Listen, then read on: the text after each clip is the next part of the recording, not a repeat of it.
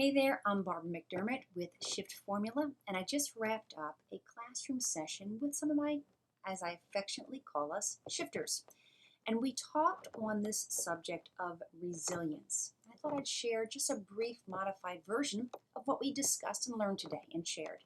So, resilience is your ability to overcome adversity, to rise above hardship and obstacles and kind of sharp lousies that can present themselves in our lives, right?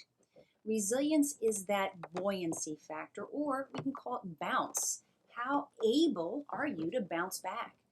Some of you, many of you, are in a chronic health condition where, life's not going to be as it used to be. Think about type 1 diabetes.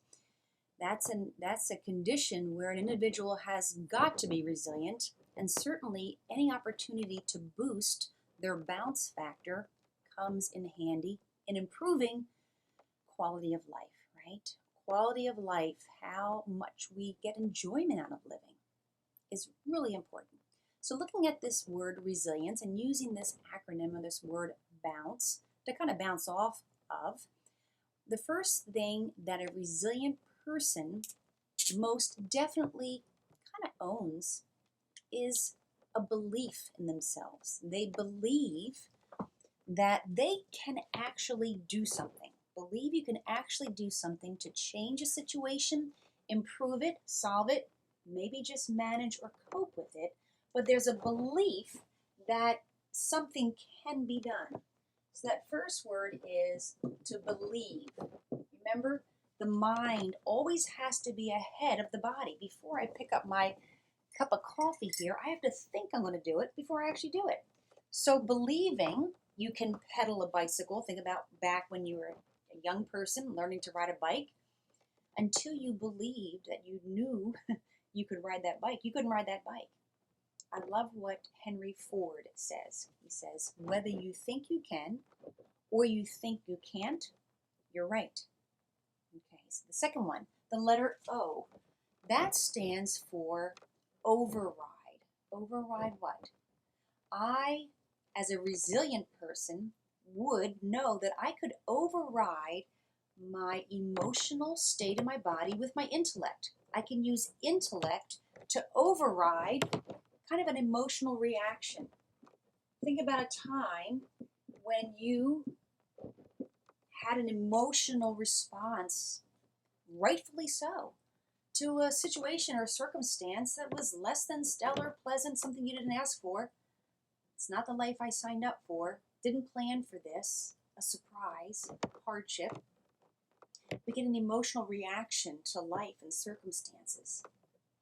But having the innate ability and awareness to override that emotional state, which can be like a lot of destructive energy, and actually create constructive energy using our intellect. We're wired to survive.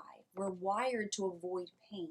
We're wired to kind of buffer or put other actions in so we don't feel the unpleasantness of life. But intellectually, we can override all of that, and that's where our power is. That's where we become resilient and bouncy. The letter U, I had to get a little resourceful with the letter U, a little acronym, but U stands for you being resourceful. Resourceful.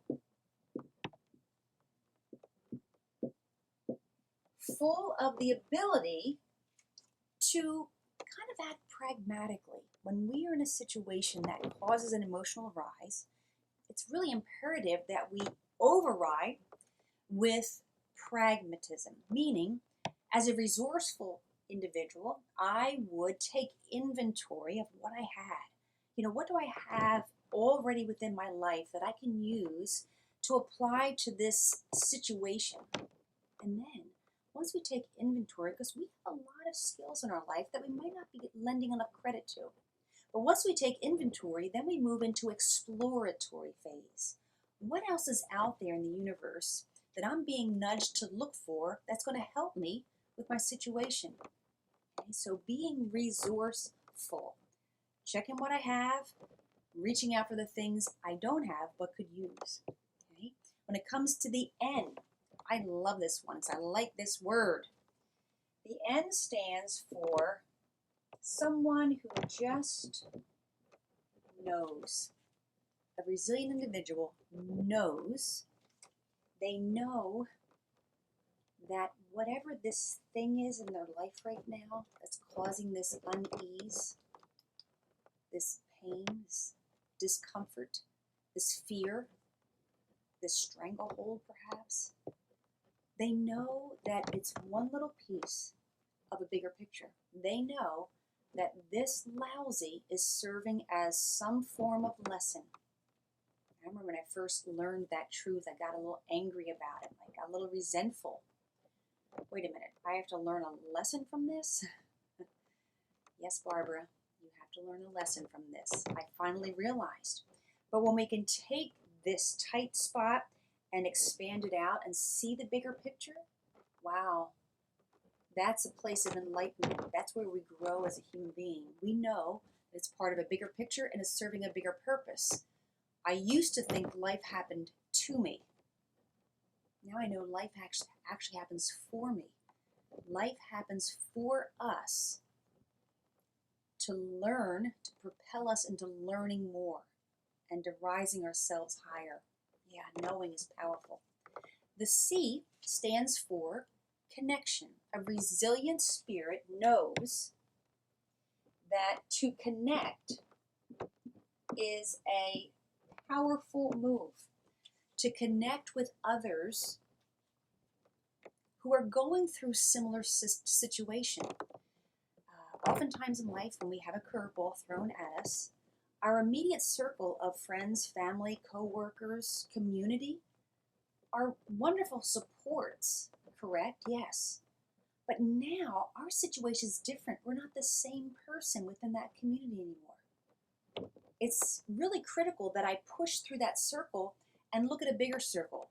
Connect with someone else who has gone through what I'm going through, is going through what I'm going through, has solved perhaps what I have been going through. That's the power of connection. Hook your wagon to someone who's heading to the same star that you are, right?